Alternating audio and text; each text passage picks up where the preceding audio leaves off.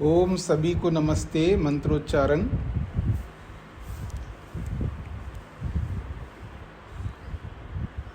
मैं फोन कर। हाँ जी। अनिल जी मैं कौन करे फिर बोले। ॐ सहनाववतु सहनौ भुनक्तु सह वीर्यं कर्वावहै तेजस्विनावधीतमस्तु मा विद्विषावहै। ॐ शान्तिः शान्तिः शान्तिः। वेदांत दर्शन की कक्षा संख्या 120 है। तीसरे अध्याय का दूसरा पाद प्रारंभ हुआ है। इसके 3 सूत्र हमने किए हैं। पहला सूत्र है संध्ये सृष्टिराह ही। इसका अर्थ, हाँ जी सोमनाथ जी बताइए।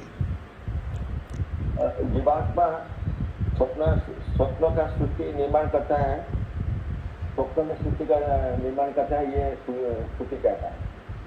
जी, तो जीवात्मा स्वप्न में सृष्टि का निर्माण करता है ऐसा श्रुति कहती है। ठीक बात है। दूसरा सूत्र है निर्मातारं च एके पुत्रादयश्च।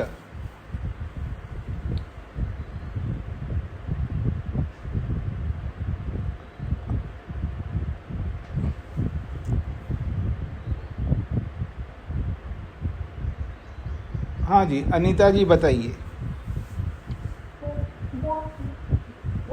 ये इसमें कहा गया है, यहाँ ये दूसरा सूत्र में प्रश्नकर्ता का है। तो ये प्रश्नकर्ता कहता है कि कट शाखा वाले आचार्य जीवात्मा को स्वप्न में पुत्र पौत्र आदि का निर्माण करने वाला बताते हैं, तो ऐसा क्यों कहा गया है? यह प्रश्न किया गया है इसमें। जी जी। और तीसरा सूत्र है माया मात्रम तु कार्त्स्न्येन अनभिव्यक्त स्वरूपत्वात्। इसका अर्थ शकुंतला जी बताइए। नमस्ते स्वामी जी। जी। यहाँ इस तीसरे सूत्र में सिद्धांती प्रश्नकर्ता के दोनों प्रश्नों का उत्तर दे रहा है। वह कहता है कि जीवात्मा जब स्वप्न अवस्था में होता है तो वह सृष्टि की रचना करता है, और वह सृष्टि वास्तविक नहीं होती है, माया मात्र होती है। माया का अर्थ यथार्थ ज्ञान या मिथ्या ज्ञान ऐसा भी होता है। तो स्वप्न में जीवात्मा ने जो अपने आज के या कल के या इससे पहले के जन्म के भी जो व्यवहार में जो कार्य किए हैं, उसके जो संस्कार उस पर उसके मन में संग्रहित हैं, उन संस्कारों को उठाकर वह स्वप्न में देखता रहता है और सृष्टि का निर्माण करता रहता है। इसमें मन और आत्मा का संयोग और संस्कार, इन दोनों का हिस्सा होता है। उन्हीं से वह स्वप्न देखता है। स्वप्न में वह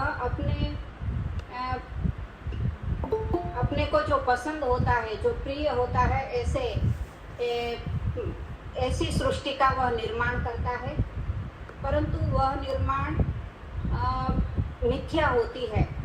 जैसे जब वह समुद्र के किनारे सोया हुआ होता है तो उसको वह पर्वत पर है ऐसा लगता है, और कभी जब पर्वत के ऊपर होता है तो उसको लगता है जैसे समुद्र किनारे है। उसी प्रकार वह हंसता खेलता अच्छा होता है, फिर भी उसको लगता है कि वह मरणासन्न है। अर्थात उसके संस्कारों में से कहीं से कुछ और कहीं से कुछ ऐसे जोड़ कर वह सृष्टि बनाता है, और जब जागता है तो वह सृष्टि रहती नहीं है। तो इस प्रकार उसकी जो स्वप्न में बनाई हुई सृष्टि है वह सिर्फ माया मात्र है, मिथ्या ही है, वास्तविक नहीं है।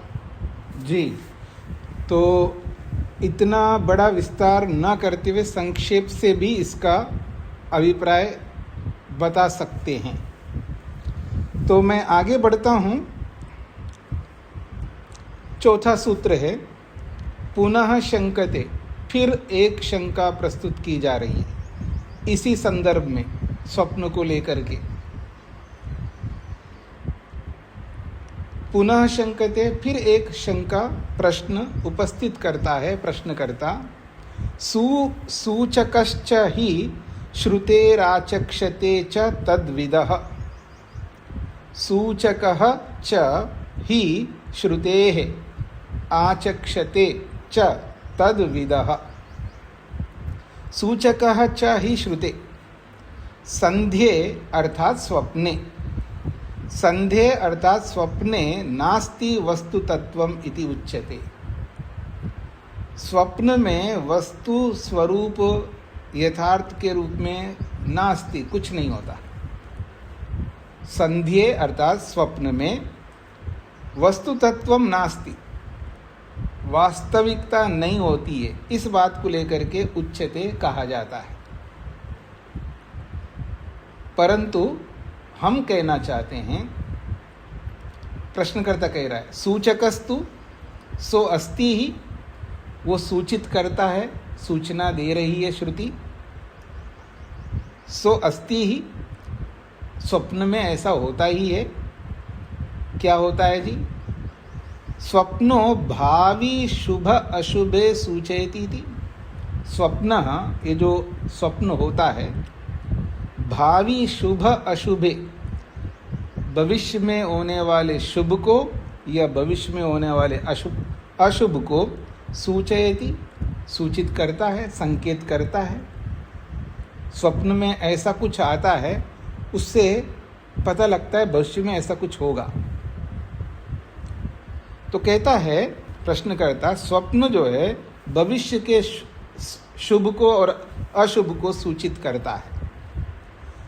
श्रुते अपि सिद्ध्यति, और केवल मैं कह रहा हूँ ऐसा नहीं है, श्रुति से भी ये बात सिद्ध होती है, ये प्रश्नकर्ता कह रहा है।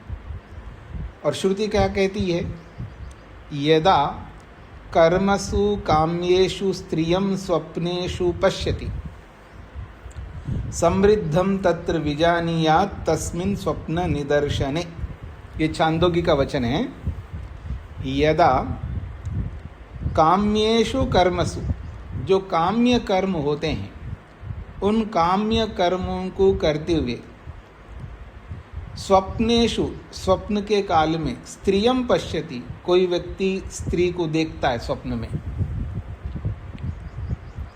अभिप्राय क्या है?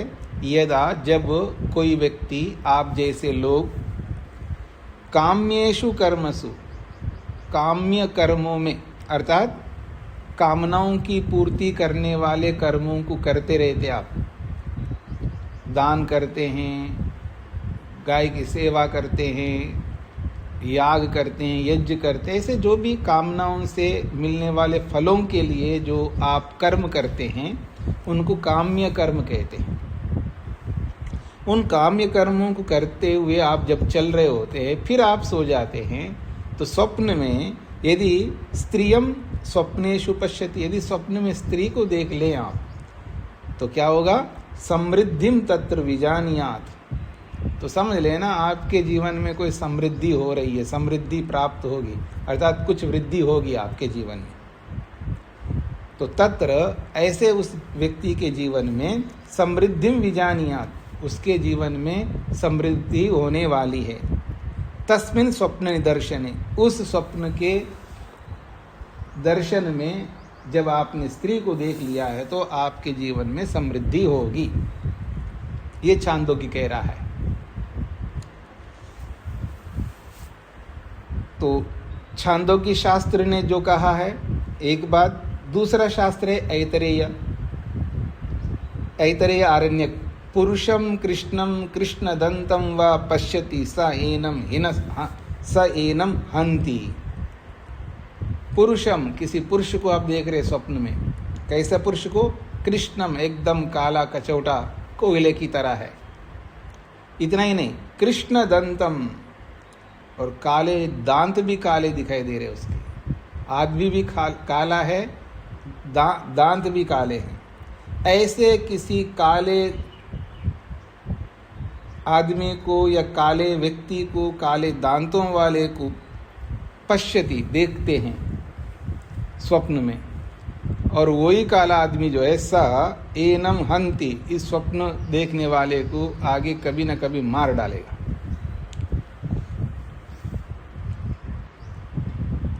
ये ऐतरेय आरण्यक में आया है। ये सब बता कौन रहा है? प्रश्नकर्ता कह रहा है। तद्विदा आचक्षते च, इतना ही नहीं है कि ये शास्त्र कह रहे हैं, लेकिन इन शास्त्रों को जानने वाले प्रत्यक्ष रूप से भी लोक में बोलते हैं। लोके अपि स्वप्नवेत्तारा कथयन्ति, लोक में जो अच्छे लोग होते हैं, जो स्वप्न देखते हैं, ऐसे स्वप्नवेत्तारा, स्वप्न को देखने वाले लोग कथयन्ति कहते हैं। क्या कहते हैं? स्वप्ने गजारोहणादिकम शुभम,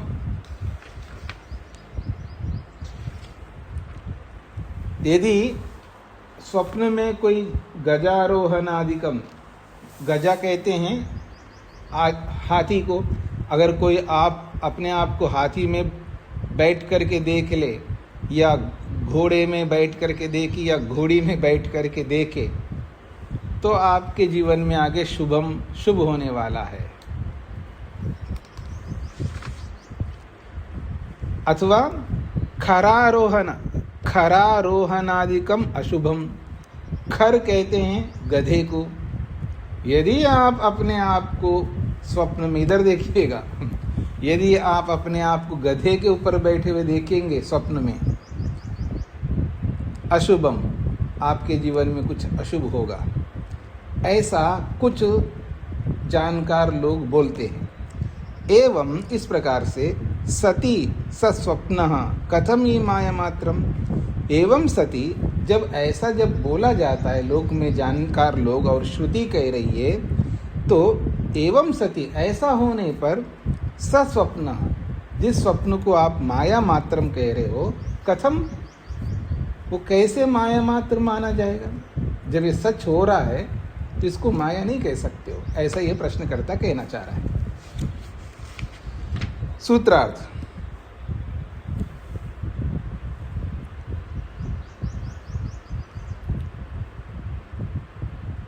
स्वप्न को जानने वाले कहते हैं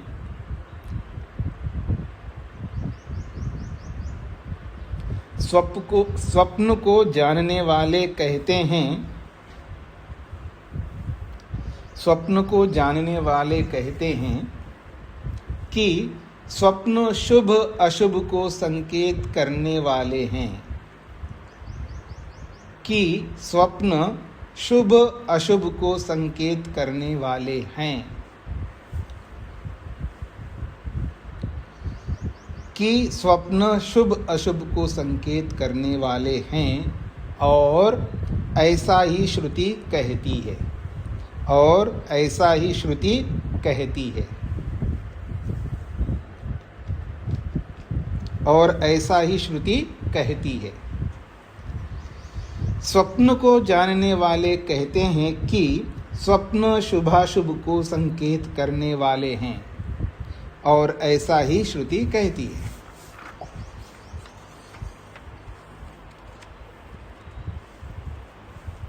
हाँ जी, आगे बढ़ता हूँ। अब इसका समाधान किया जा रहा है। प्रत्युत्तरयति, इसका उत्तर दिया जाता है। माइक बंद करके रखिएगा।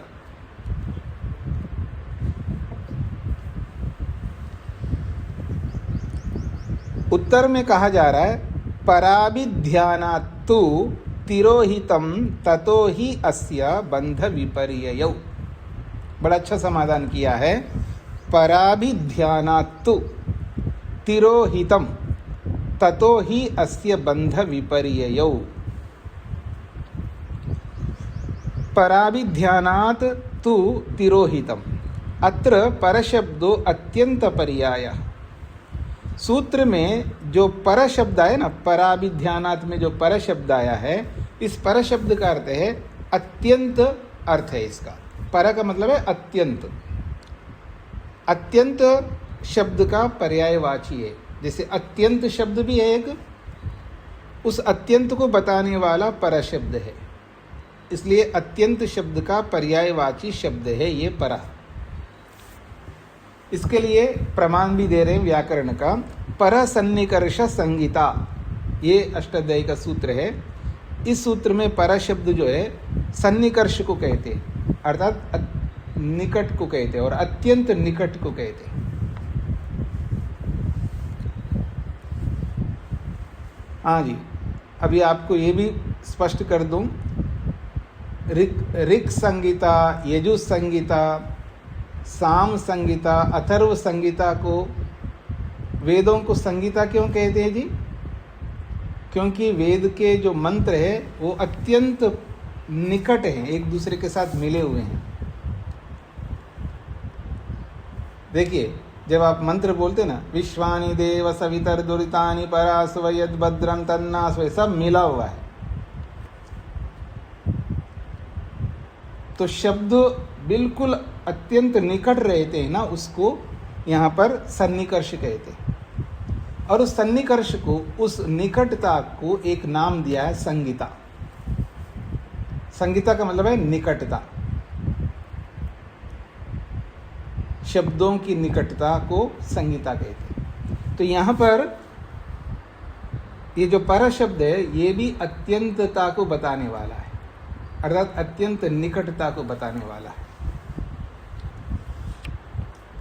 पराभिध्यानम अत्यंतानुराग। अब पराभिध्यान सूत्र में जो पराभिध्यान है ना, इसका अर्थ है अत्यंत अनुराग। एक होता है राग, एक होता है राग, एक होता है अनुराग, और एक होता है अत्यंत अनुराग। तीन शब्द हो गए, राग, अनुराग, अत्यंत अनुराग।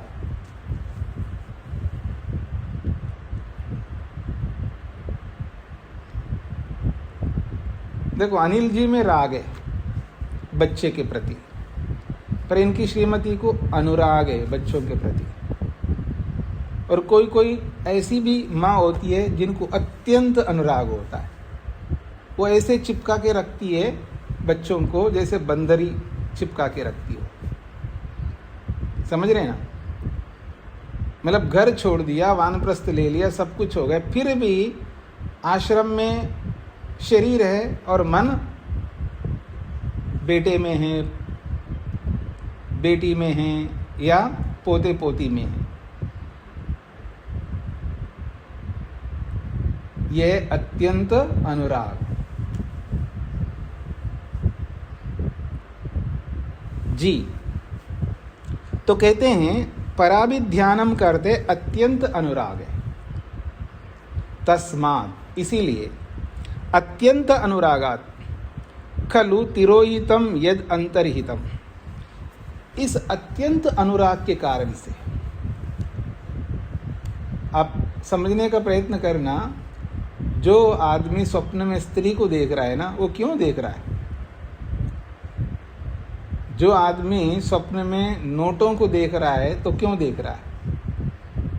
जो माता या कोई बहन स्वप्न में हीरे जवाहरात देख रही है तो क्यों देख रही है?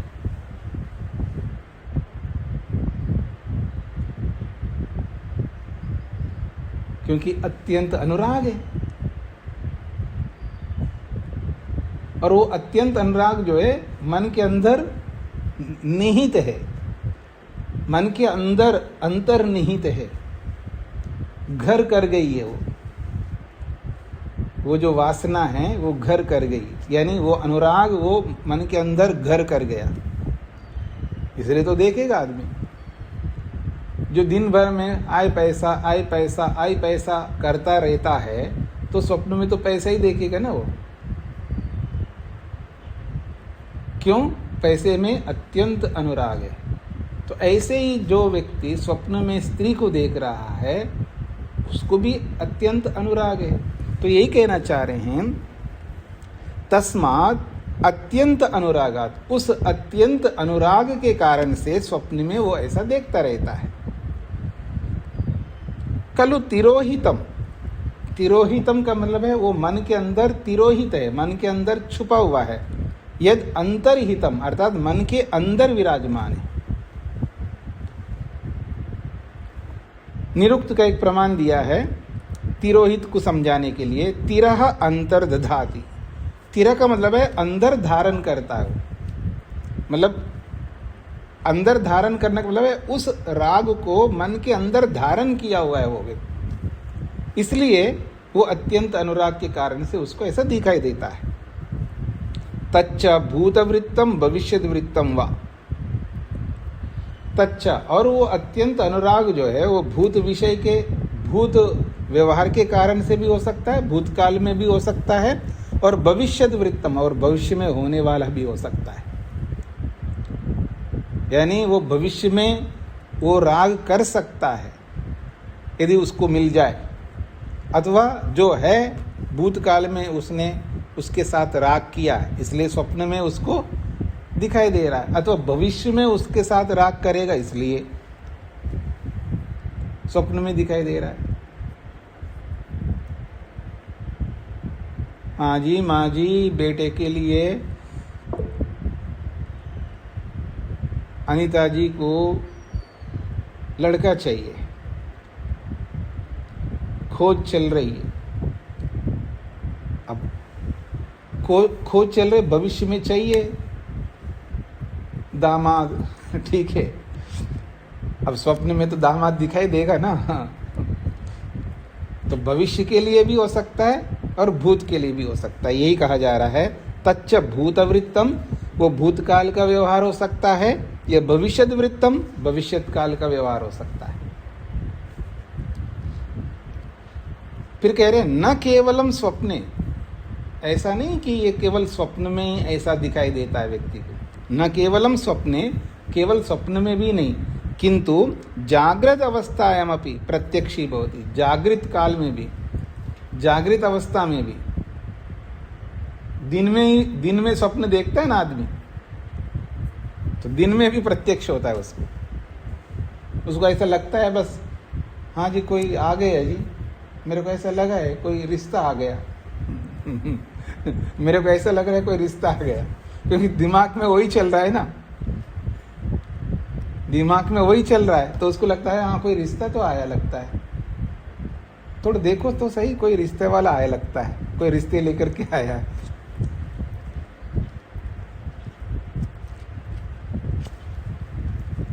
जब हम ब्रह्मचारी के रूप में विद्या ग्रहण कर रहे थे तो ऐसा घंटी तो नहीं लगी, ऐसा लग रहा है घंटी लगी हो, क्योंकि उसका दिमाग घंटी पे रहता है, क्योंकि घंटी के अनुसार चलना पड़ता है ना।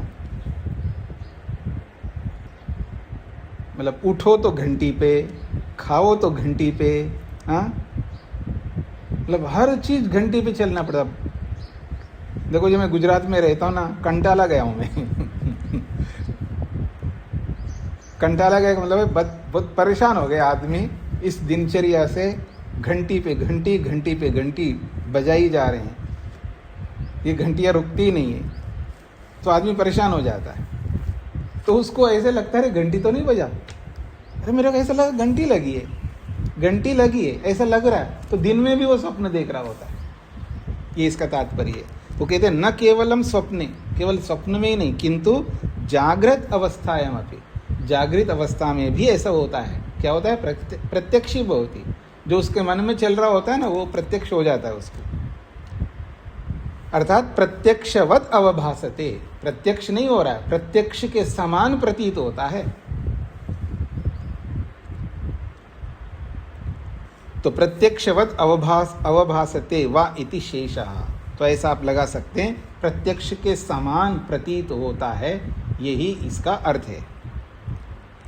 तथा ही अस्य बंध विपर्ययौ, और इसी से पता लगता है कि कौन बंधन में जाने वाला है, कौन मुक्ति में जाने वाला है, इसी से पता लगता है। ततः पराभिध्यानात्, तथा इससे पराभिध्यानात् अर्थात अत्यंत अनुरागाद एव, इस अत्यंत अनुराग के कारण से अस्य जीवात्मना, इस जीवात्मा को बंधः, बंधन मिलता है। बंधन को प्राप्त होता है इस अत्यंत राग के कारण से। तद विपर्यय, अगर अत्यंत अनुराग नहीं हुआ,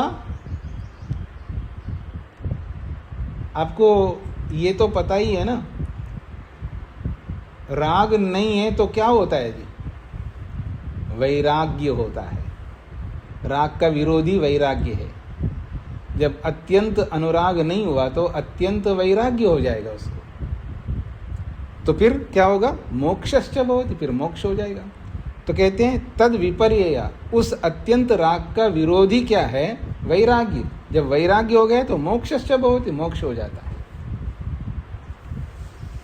अब आपके हाथ में है, आप स्वप्न में सोना चांदी का ख्वाब देखते हैं, या दामाद को देखते हैं, या नौकरी को देखते हैं, या नोटों को देखते हैं, ये क्या देखते हैं वो आपके हाथ में है जी। या स्वप्न में वेदांत दर्शन को हाथ में पकड़ के ऐसे कि ईश्वर का ये गुण बताया जा रहा है, इसका मतलब ये गुण मेरे में है या नहीं है, मेरे में क्यों नहीं है, ये समझ रहा है स्वप्न में, तो समझ लेना कि हाँ वो मुक्ति की ओर बढ़ रहा है। ठीक है जी। अब आपको वेदांत दर्शन आपको स्वप्न में नहीं दिख रहा है, वेदांत दर्शन के बातें आपको स्वप्न में नहीं आ रहा है, तो फिर तो इसका विपरीत होना है आपको। हाँ, वो कौन से दिन है जी?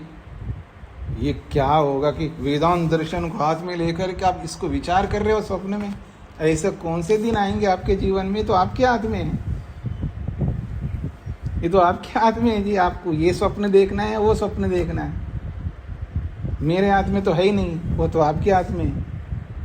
अगर आप दिन भर इन्हीं विषयों को लेकर के मंथन करोगे तो यही दिखेगा, और वो मंथन करोगे तो वो दिखाई देगा। ये तो हमारी प्रवृत्ति के ऊपर है ना, कि आप बंधन चाहते हैं या मोक्ष चाहते हैं, आपके हाथ में, किसी के हाथ में नहीं है। क्या करें जी, वो ढंग का गुरु ही नहीं मिला, ढंग का अध्यापक ही नहीं मिला, ढंग का माहौल नहीं मिला जी, क्या करूं? ऐसा है ना, अगर मेरे को माहौल मिलता ना, मैं IAS बन सकता था, लेकिन क्या करूं, वो माहौल ही नहीं मिला। दूसरों के ऊपर दोष देना है व्यक्ति को, अपने ऊपर नहीं देने का है। वो माहौल नहीं मिलता, माहौल क्रिएट करना होता है, उस माहौल को बनाना होता है आपको, ये आपके हाथ में है। हाँ जी। अस्य अयोगिनः सांसारिक वस्तुनि पराभिध्यानात् अत्यंत अनुरागात् बंधः। अब उसी बात को समझाया जा रहा है। अस्य अयोगिना, इस अयोगी व्यक्ति को, अर्थात जो योगाभ्यास नहीं करता, बातें तो बहुत करता रहता है योग की, लेकिन करना धरना नहीं है योग की। योग पर चर्चा करेगा, बड़े बड़े प्रश्न करेगा, लोगों को बड़ा शौक होता है, मतलब कहाँ कहाँ से प्रश्न निकाल के आते हैं, ऐसा लगता है कि बस यही एक आदमी है जो मुक्ति को चाहता है। तो बातें तो बहुत करता है योग की, लेकिन करना नहीं है। वो कौन होता है? अयोगिनः। अस्य अयोगिनः, जो अयोगी व्यक्ति है, सांसारिक वस्तुनि, जो सांसारिक वस्तुएं हैं उसमें पराभिध्यानात्, अर्थात सांसारिक वस्तुओं में अत्यंत अनुरागात्, अत्यंत अनुराग रखने के कारण से बंधः, वो बंधन को प्राप्त होता है।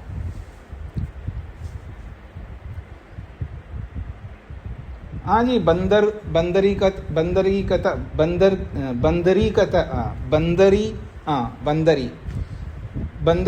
की तरह अगर आप पकड़ के रखो, छोड़ो नहीं। आपने सुना है ना, बंदरी ऐसी होती है, मरे हुए बच्चे को गले लगा करके चलती है, वो छोड़ती नहीं है। वो दुर्गंध आ रही है क्योंकि बच्चा मर गया है, दुर्गंध आ रही है, बड़ा कष्ट हो रहा है, लेकिन उसको छोड़ती नहीं है वो। और बरसात हो, आंधी हो, तूफान हो, गर्मी हो, सर्दी हो, उसको बंदरी उस बच्चे को चिपका के रखती गले के साथ। दुर्गंध भी निकल गई, मांस निकल गया, हड्डियां दिखाई दे रही, बस हड्डियों का ढांचा है आदमी, फिर भी वो छोड़ती नहीं है। यही हालत है आदमी की, आदमी की सेम टू सेम यही स्थिति है। वो छोड़ता नहीं है। एक घर को छोड़ता है तो दूसरे घर को पकड़ता है।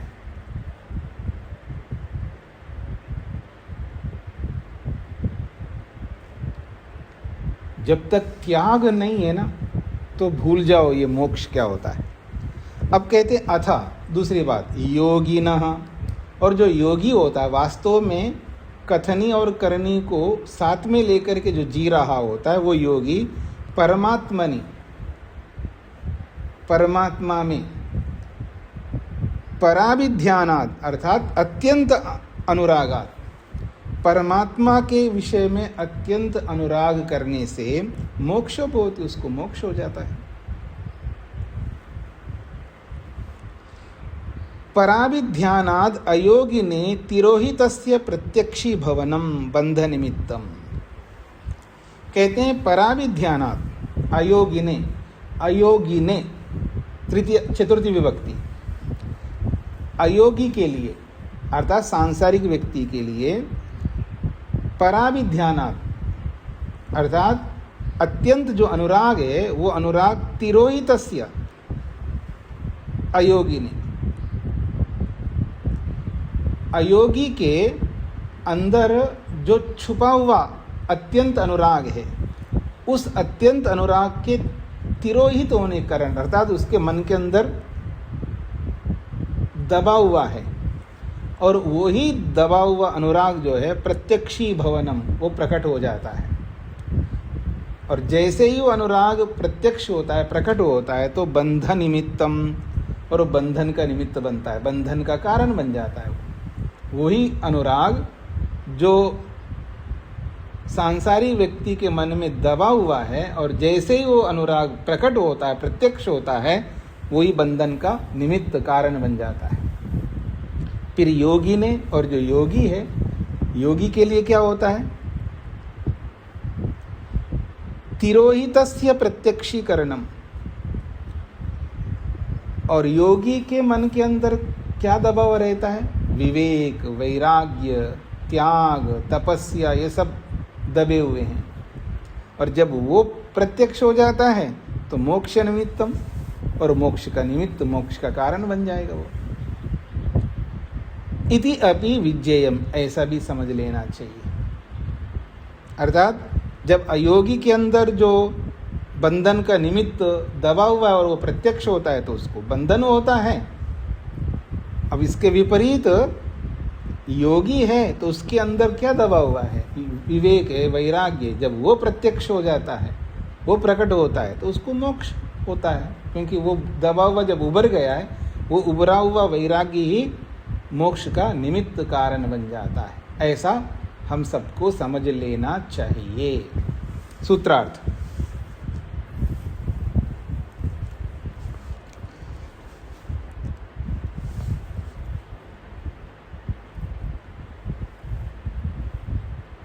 अत्यधिक राग के कारण, अत्यधिक राग के कारण,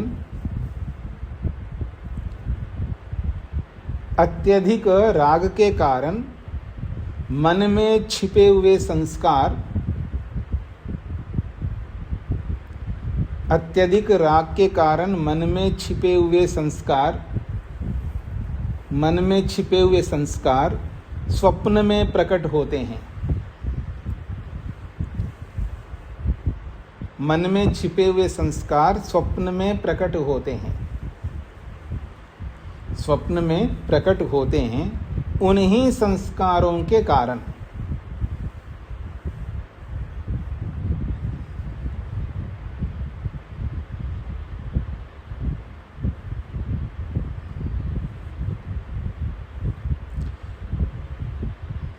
उन्हीं संस्कारों के कारण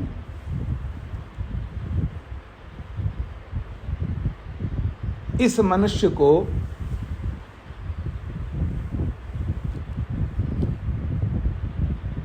उन्हीं संस्कारों के कारण इस मनुष्य को बंधन या मोक्ष का, या बंधन या मोक्ष को प्राप्त कराते हैं। इस मनुष्य को बंधन या मोक्ष को प्राप्त कराते हैं।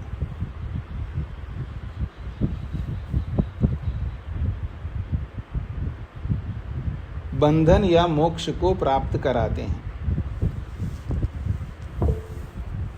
अत्यधिक राग के कारण मन में छिपे हुए संस्कार, अत्यधिक राग के कारण मन में छिपे हुए संस्कार स्वप्न में प्रकट होते हैं। उन्हीं संस्कारों के कारण इस मनुष्य को बंधन या मोक्ष को प्राप्त कराते हैं।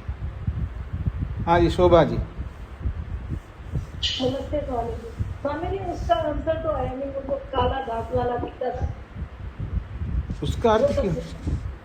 एक और उदाहरण था ना, काले धातु वाला दिखाई देता है तो मृत्यु को सूचित होता है। तो बताए ना, अत्यंत राग के कारण से ऐसा दिखाई देता है स्वप्न में। कोई स्त्री को देख रहा है स्वप्न में तो उसके ऐसे संस्कार है इसलिए दिखाई देता है। और काला आदमी दिखाई देता है, जो भी दिखाई देता बोला, उसके भी संस्कार है ना। संस्कार अच्छे भी होते हैं, बुरे भी होते हैं। तो जो मन के अंदर होते हैं वही तो प्रकट होते हैं ना स्वप्न में, ये कहना चाह रहे हैं। अब रात दिन को याद, रात दिन का मतलब है अब ये हॉरर फिल्म या ऐसे वो आते हैं ना, आजकल हॉरर फिल्म आते हैं और पता नहीं कैसे कैसे आते हैं, उन्हीं को कोई देख, आजकल भरमार हो रहे हैं उसके हॉरर के, तो उसी को देखता है तो स्वप्न में भी उसको ऐसे दिखाई देगा ना। हाँ जी, सुहासिनी जी को क्या कहना है? नमस्ते स्वामी जी। जी, वृत्तम मतलब क्या है? भूतवृत्त, हाँ जी, भूतवृत्तम का मतलब भूत का व्यवहार। एक शब्द हम हिंदी में प्रयोग है, अब उसका वृत्तांत सुनिए। मैं ये कहूँ APJ अब्दुल कलाम का वृत्तांत सुनिए, मतलब उनका व्यवहार को सुनिए, उसके कृत्य को सुनिए, उसने क्या क्या किया है उसको सुनिए। तो ऐसे ही यहाँ भूतवृत्तम, भूतकाल का जो व्यवहार है या भविष्यत काल का जो व्यवहार है उसके लिए वो ऐसा कर रहा है। तो ये वृत्तम का मतलब उसका व्यवहार, या यूँ कहिए भूतकाल का विषय। ठीक है, अजीत जी को क्या कहना है? स्वामी जी नमस्ते जी जी। इसको थोड़ा सा और हम चाहेंगे कि ये जो संस्कार हमारे हैं अच्छे और बुरे जो स्वप्न में आते हैं जी, ये भी हमारे मुक्ति और बंधन का कारण है। इसको पूरी क्लियर नहीं हो पा रहा है स्वामी जी। अच्छा, क्लियर नहीं हो पा रहा है। जी जी। आप ऐसे खाली पीली योग दर्शन पढ़ चुके हैं आप?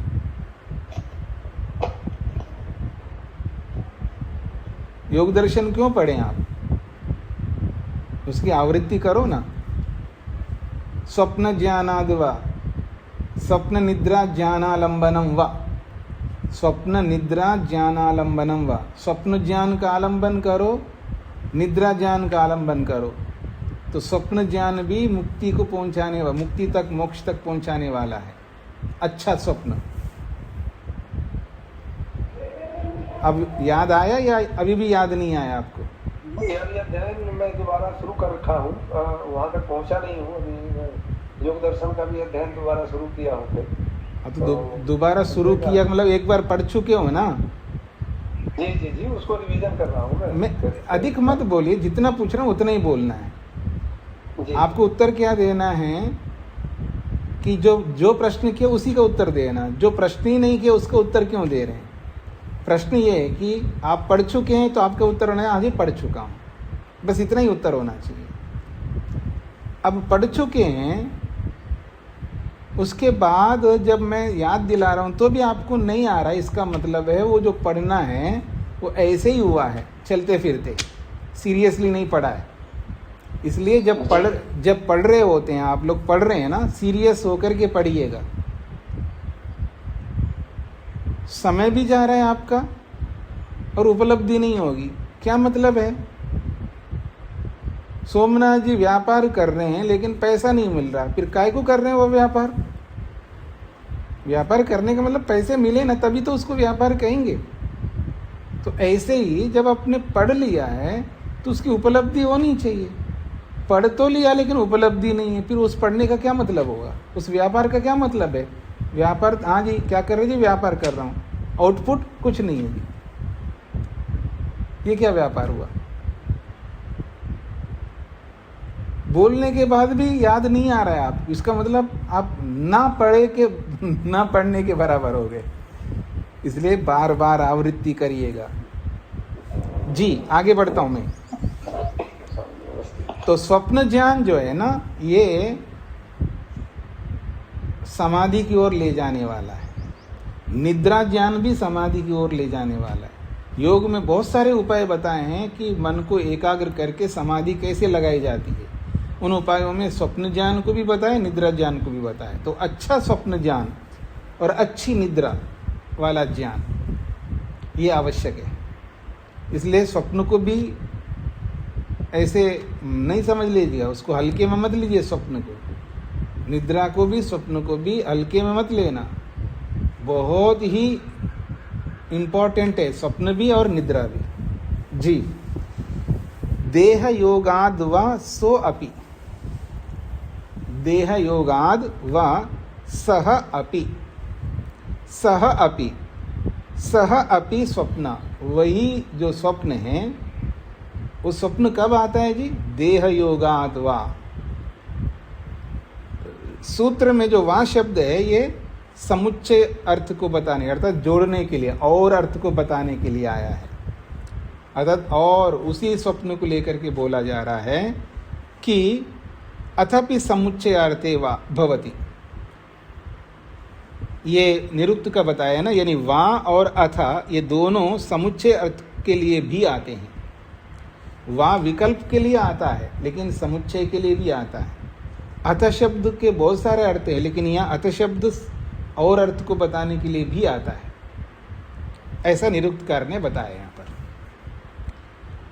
तो इन सब बातों का मुख्य बात है, इन सब बातों का तात्पर्य है वा और अर्थ को बता रहा है। अर्थात और यह भी कि जो स्वप्न है वो स्वप्न देह योगा, शरीर का योग है तब स्वप्न आएगा। अगर शरीर आपके पास नहीं है तो कोई स्वप्न नहीं आने का। देह योगाद देह संबंधात देहे ही खलु स्वप्नम पश्यति जीवात्मा न देहमंतरेण। कहते देह योगात अर्थात देह संबंधात, शरीर के संबंध से ही, देहे ही खलु स्वप्नम पश्यति जीवात्मा। जीवात्मा, देह कहते हैं शरीर को, जीवात्मा शरीर में ही स्वप्न को देखता है। न देहमंतरेण, शरीर के बिना स्वप्न नहीं देख सकता। देहश्च परमात्मा कर्तिका, और ये शरीर परमात्मा के द्वारा बनाया गया है। तो ये शरीर परमात्मा बनाता है, जीवात्मा थोड़ा बना पाएगा। इसलिए तत्र देह, उस परमात्मा के बनाए हुए उस शरीर में स्वप्न सृष्टिर्भवति, स्वप्न की सृष्टि होती है। स्वप्नों को बुनता है व्यक्ति। न देहाद बही, परंतु शरीर से बाहर नहीं। तस्माच्च स्वप्नो न वस्तु तत्वम, इसलिए स्वप्न वास्तविक यथार्थ नहीं है। उक्तम यथा दर्शनांतरे, जैसा कि दूसरे दर्शन में भी स्पष्ट किया है। संयोग विशेषात, कहाँ चले, हाँ, उक्तम यथा दर्शनांतरे। अच्छा, एक पंक्ति छूट गई है। अतच देह संबंधात, हाँ, कहते हैं देहे कल स्वप्न सृष्टिर भविष्यति, देहे कल स्वप्न सृष्टिर भवति, शरीर में ही स्वप्न की सृष्टि होती है। आदमी स्वप्न में ही सृष्टि को बुनता है। न देहाद बही, शरीर से बाहर कभी नहीं। तस्माच्च स्वप्नो न वस्तु तत्वम, इसलिए स्वप्न यथार्थ नहीं है। यहाँ तक हो गया। अथच देह संबंधात, और एक बात कहना चाहते हैं, शरीर के संबंध के कारण से ही आत्म मनसो संयोग विशेषात च संस्कार पूर्वक स्वप्न संभवति। आत्मा और मन का विशेष संयोग से, शरीर का संबंध तो है ही है, शरीर का संबंध भी चाहिए, फिर आत्मा और मन का विशेष संयोग होना चाहिए, और संस्कार पूर्वक, और उस आत्मा मन के संयोग होने के साथ साथ संस्कार भी उस मन में होना चाहिए, तभी संस्कार पूर्वक मन में ही स्वप्न संभवति, स्वप्न संभव हो सकता है, उसके बिना नहीं। पहली बात कही, शरीर का संबंध होना चाहिए। शरीर का संबंध नहीं है तो स्वप्न नहीं आएगा। शरीर का संबंध है लेकिन आत्मा और मन का विशेष संयोग चाहिए, और आत्मा मन का विशेष संयोग नहीं हुआ तो भी स्वप्न नहीं आएगा। शरीर का संबंध भी है, आत्मा मन का विशेष संयोग भी है, लेकिन संस्कार ही नहीं है। जब संस्कार नहीं है तो स्वप्न नहीं होगा। इसलिए ये सारे कारण बन रहे हैं, शरीर का संबंध हो, आत्मा मन का विशेष संयोग हो और मन के अंदर संस्कार हो, तब संस्कार पूर्वक मन में स्वप्न संभवति, स्वप्न हो सकता है। उक्तम यथा दर्शनांतरे, जैसा कि दूसरे दर्शन में भी ऐसा कहा गया है। क्या? आत्म मनसो संयोग विशेषात संस्काराश्च स्मृति तथा स्वप्न। ये दो सूत्र हैं वैशेषिक में। आत्म मनसो संयोग विशेषात, आत्मा और मन के विशेष संयोग से और संस्कारों के होने से स्मृति होती है, और ऐसा ही आत्मा मन का विशेष संयोग से और संस्कारों के होने से स्वप्न होता है, उसके बिना नहीं। ऐसा वैशेषिक दर्शनकार ने भी बोला है। नहीं संस्कार मंतरेण स्वप्न सृष्टिर्भवति, संस्कार के बिना स्वप्नों को बुनना कभी नहीं हो सकता। मनसी संस्कार संभवात, मनसी संस्कार संभवात, मन में संस्कारों के संभव होने से, अर्थात मन में संस्कारों के होने से, मनसा ही संस्काराधीनो जीवात्मा स्वप्नम पश्यति, मन के माध्यम से ही संस्कार के अधीन होकर जीवात्मा स्वप्न को देखता है। न स्वतंत्र होकर के कोई स्वप्न नहीं देख सकता। तस्मात्, इसलिए कहना चाहते हैं, तत्र स्वप्ने या सृष्टि ही न सा वास्तविकी, इसलिए तत्र स्वप्ने, उस स्वप्न में, या सृष्टि, जो भी सृष्टि को बुनता है व्यक्ति, सा न वास्तविकी, वो वास्तव में वैसा होता नहीं है, वो वास्तविक नहीं है, यथार्थ नहीं है। क्या है फिर? माया मात्रम ही स्वप्न सृष्टि दर्शनम, स्वप्न में जो भी सृष्टि को देखता है वो मात्र मिथ्या होता है, माया मात्र होता है, न वस्तु तत्व, वो यथार्थ नहीं होता है।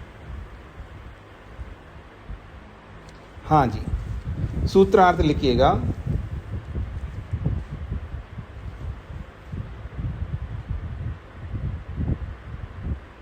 और यह स्वप्न भी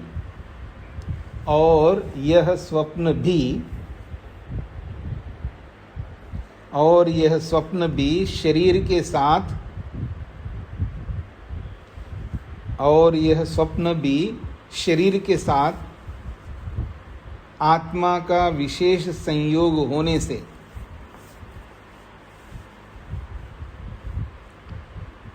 और यह स्वप्न भी शरीर के साथ आत्मा का विशेष संयोग होने से, शरीर के साथ आत्मा का विशेष संयोग होने से होता है।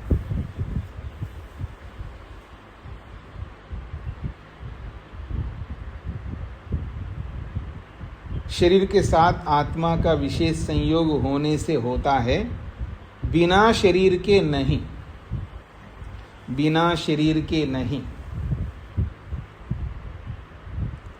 बिना शरीर के नहीं। इसलिए स्वप्न में सृष्टि यथार्थ नहीं होती है, इसलिए स्वप्न में सृष्टि यथार्थ नहीं होती है, इसलिए स्वप्न में सृष्टि यथार्थ नहीं होती है। और यह स्वप्न भी शरीर के साथ आत्मा का विशेष संयोग होने से होता है, बिना शरीर के नहीं। इसलिए स्वप्न में सृष्टि यथार्थ नहीं होती है।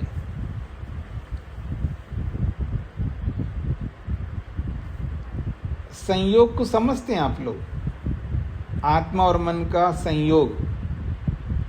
संयोग कहते हैं संपर्क, संयोग कहते हैं सन्निकर्ष। सन्निकर्ष कहो, संपर्क कहो या जुड़ना कहो। आत्मा और मन जब जुड़ जाते हैं, शरीर में रहते हुए आत्मा और मन जब जुड़ जाते हैं, और वो भी जुड़ना कैसे, विशेष रूप से जुड़ जाते हैं। वैसे तो आत्मा और मन जुड़े हुए हैं हमेशा, लेकिन विशेष रूप से जब जुड़ जाते हैं तब जो है स्वप्न हो सकता है। तब स्वप्न में आप नई नई सृष्टि बना सकते हैं। यदि ये सन्निकर्ष, ये संयोग, ये जुड़ना नहीं होगा विशेष रूप से, तो कितने ही संस्कार हो, आएगा नहीं स्वप्न। हाँ जी, अनिल जी को क्या कहना है? नहीं, तेज नारायण जी। जी स्वामी, तो सुसुप्ति काल में और मन का विशेष संपर्क नहीं होता था? नहीं, मन का आत्मा के साथ तो रहता है विशेष तो रहता है। काल में जैसे नहीं, संयोग तो रहता है आत्मा का मन के साथ, तभी तो वो सुख लेता है निद्रा में, ये दुख लेता है। सुख तो लेता है, लेकिन सुसुप्ति काल में सुख नहीं आते। वो इसलिए नहीं आते हैं क्योंकि वहाँ पर सुषुप्ति है ना, वो स्वप्न नहीं है। क्योंकि स्वप्न जो है सुषुप्ति और जागृत की संधि है, ना तो सोया है ना जागृत है, बीच की स्थिति, इसलिए स्वप्न आ रहे हैं। और निद्रा में पूर्ण निद्रा को प्राप्त हो गया, अर्थात इंद्रियां विश्राम को प्राप्त हो रही है, शरीर भी विश्राम ले रहा है, इंद्रियां भी विश्राम ले रही हैं। तो अब केवल आत्मा मन के साथ जुड़ा है और जुड़ करके मन से आनंद भोग रहा है या दुख भोग रहा है या मोह को प्राप्त हो रहा है। जी स्वामी, इसमें ये जो बताया है कि स्वप्न के साथ आत्मा और मन का विशेष संयोग और संस्कार, तीन चीज बताई हैं, तो सुसुप्ति में किस चीज का अभाव रहता है जिसकी वजह से स्वप्न नहीं आते हैं? स्वप्न क्यों, फिर वही बात आ गई ना, जैसे स्वप्न कब आते हैं, निद्रा भी नहीं है, जागृत अवस्था भी नहीं है, दोनों की संधि में है। तो जब दोनों की संधि में है तो शरीर एक्टिव रहता है, शरीर विश्राम को नहीं प्राप्त हो रहा है, ठीक है ना। और इंद्रियां भी पूरी तरह सोई है ना पूरी तरह जागृत है, वो भी आधे होते हैं। तब जो है फिर आत्मा जो है वो मन के संस्कारों को देख करके फिर कार्यरत रहता है, इसलिए वो स्वप्न देखता है। और जब शरीर सो गया, पूरा विश्राम को प्राप्त हो गया शरीर, और इंद्रियां भी विश्राम को प्राप्त हो गई है, अब वो कुछ कर नहीं सकता, तब मन जो है उसको केवल सुख का अनुभव कराता है। मन जो है एक्टिव पूरा तब रहता है जागृत अवस्था में, और स्वप्न अवस्था में पूरा एक्टिव भी नहीं है और पूरा एकदम सामान्य भी नहीं है, बीच का रहता है, तब ये स्वप्न आते हैं। जी धन्यवाद जी। अंजलि जी। हाँ जी स्वामी जी, ये पूछना था, ये विशेष रूप से आत्मा और मन का जुड़ना क्या हुआ? विशेष रूप से जब शरीर में आता है तो आत्मा और मन, देखिए विशेष रूप मतलब प्रयत्न पूर्वक। जैसे आप बैठे हैं, सिर हिला रहे हैं, तो आत्मा मन का संयोग है, तभी तो आप सिर हिला सकते हैं, हाथ उठा सकते हैं। देखिए मैं ऐसा बोल रहा हूँ ना, देखो उंगलियों को मिला कर, ये जो क्रियाएं हो रही हैं, ये कर्म है, तो कर्म है, क्रिया है, लेकिन वो कर्म नहीं फल देने वाला। जब विशेष संयोग होता है, मैं जैसा आपको समर्पित कर रहा हूँ कोई चीज़, या आपसे कोई ग्रहण कर रहा हूँ, तब आपका भी कर्म होगा, मेरा भी कर्म होगा। तो इसको कहते चेष्टा विशेष, कर्म विशेष है, ये विशेष कर्म है, कुछ देने वाला, कुछ लेने का। अब यूं ही कमरे के अंदर यूं टहल रहे हैं आप, गमन तो कर रहा है, गमन क्रिया तो हो रही है।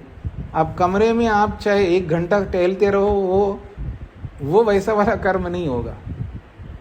जो आप अपने घर से निकल कर के किस सत्संग के लिए जा रहे हो वो विशेष कर्म होगा। ऐसा तो ऐसा समझे कि जो क्रिया है, ये जो कर्म है चेष्टा पूर्वक किया जाता है, वो नहीं, विशेष चेष्टा पूर्वक मतलब विशेष प्रयत्न से करते हैं।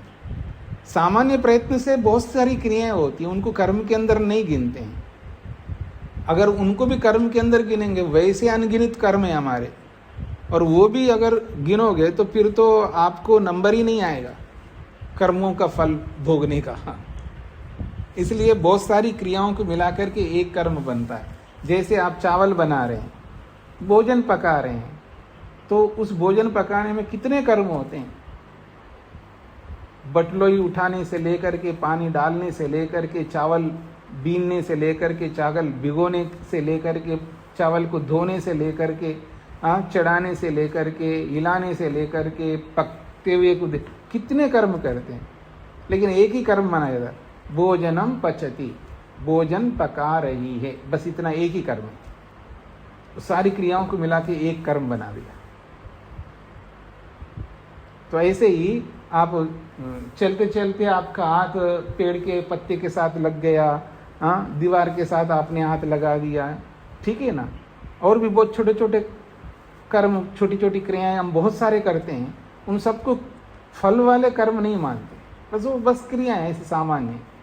लेकिन विशेष क्रिया कोई कर्म के रूप में देखा जाता है। तो इसलिए यहाँ पर आत्मा और मन का संयोग तो हमेशा रहता है, लेकिन प्रयत्न पूर्वक जब हम उसको संयुक्त करते हैं, अर्थात प्रयत्न पूर्वक जुड़ते हैं, तब वो जा करके वो कर्म करने के क्षेत्र में आएगा। नरेंद्र पाल जी। नमस्ते स्वामी जी। कहीं तो श्रुति कहती है कि शुभ अशुभ का संकेत ऐसे स्वप्न में आता है, और फिर आप उसका खंडन भी करती है, तो ये क्या प्रकरण विशेष के कारण अंतर है क्या? हाँ जी, प्रकरण विशेष के कारण अंतर है। जी जी जी, प्रकरण विशेष के कारण से अर्थ बदल जाता है ना। मतलब किस अभिप्राय से वहां बोला है, उस अभिप्राय को हटा करके केवल अभिधा को लेकर के वो इसके साथ जोड़ दिया, तो उसका उत्तर दिया है। कई बार वक्ता जो कहना चाहता है उसका अभिप्राय को ना लेकर के स्वतंत्र अभिप्राय ले लेते हम लोग, ठीक है ना। लोक में भी जैसे हम लोग कभी ना कभी किसी ना किसी कुछ ना कुछ बताते रहते हैं, हम जिस उद्देश्य से उनको बता रहे हैं उस उद्देश्य को हम हटा देते हैं, सुनने वाले हटा देते हैं, और अपना उद्देश्य जोड़ करके अनर्गल उनके बारे में कुछ ना कुछ स्टेटमेंट दे देते हैं।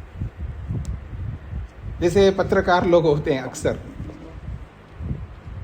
पता नहीं बेचारा बोलने वाले ने किस उद्देश्य के लिए या किस प्रसंग में वो बात बोली है, उसको काट पीट करके पता नहीं किसके साथ किसका वो बोलते हैं ना, एक वाक्य बोलते हैं ना, कहीं का ईंट कहीं का रोड़ा। मतलब कहीं का कहीं उठा करके उसको अब देखे उसको बार बार ऐसे दिखाएंगे ताकि पता नहीं वो क्या कुछ कर दिया है। उसके पीछे बहुत सारे कारण होते हैं, वो एक अलग बात है। तो कहने का अभिप्राय है प्रसंग के अनुसार जो बात कही है उसी के अनुसार वो अर्थ लेंगे तो बैठता है। उस प्रसंग को हटा करके उसको स्वतंत्र रूप से अर्थ निकालेंगे तो अर्थ का अनर्थ हो जाएगा। उसी का समाधान यहाँ पर किया है। जी हाँ जी, सरला जी। जी विशेष संपर्क मन में स्मृति या संस्कार परे हुआ मन का विशेष संपर्क नहीं, संस्कार जब मन के अंदर तो संस्कार है, उन संस्कारों के साथ जब मन का संयोग होता है, आत्मा विशेष रूप से संकेत देखो, आप संस्कारों के साथ जुड़ो ऐसा जब प्रयत्न करेगा आत्मा, ऐसा प्रयत्न करके मन के साथ जुड़ता है, तब वो मन उन संस्कारों को उठाता है। तो संस्कारों को उठाना ही स्मृति है। जो पहले से बने हुए संस्कार है, जैसे हमने पहले लड्डू खाया तो लड्डू खाने के संस्कार मन में है। अब मैं विशेष रूप से प्रयत्न करके मन को संकेत करता हूँ, तुम उस लड्डू के संस्कार को उठाओ, मेरे सामने लाओ। तो फिर वो लड्डू का संस्कार जब सामने आता है उसी को स्मृति कहते हैं। ठीक हो गया? ओम जी। वह संस्कार स्मृति स्वप्न में आता है। नहीं, वो संस्कार जब उभर के सामने आता है ना, उस उभर के सामने आने वाले को स्मृति कहते हैं, जिसको आप हिंदी में बोलते हम लोग याद आ रहा है, स्मरण आ रहा है, उस स्मरण को ही स्मृति कहते हैं। आप स्मरण शब्द का प्रयोग करते होंगे ना, तो उस स्मरण को ही स्मृति कहते हैं जी। ओम शांति शांति शांति।